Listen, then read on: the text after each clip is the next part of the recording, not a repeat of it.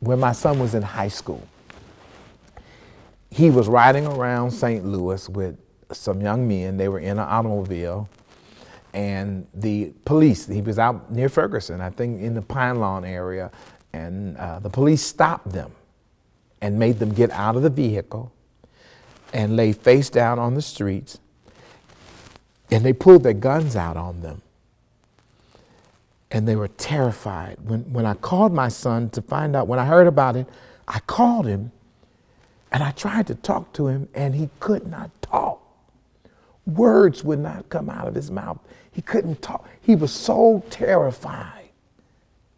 He was so traumatized by what had happened that he couldn't talk. He lost his voice. I believe that in so many instances, because of how our young people are living in this world, they've been so traumatized till they can't talk.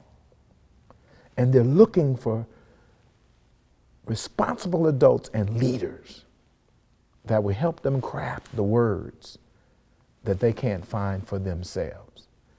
And so as a bishop, I want to first of all address the traumas that we've been placing on our young people.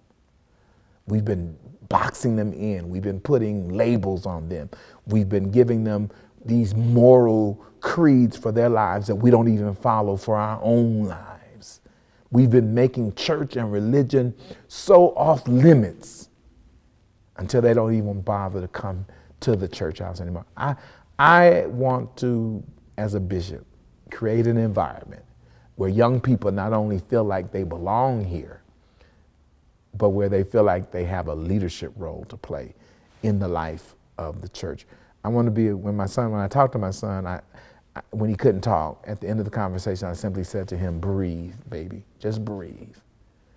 That's what I want to do for young people in the church. I want to be the kind of bishop who, when they lose their voice, I want to inspire them to breathe until they can talk again.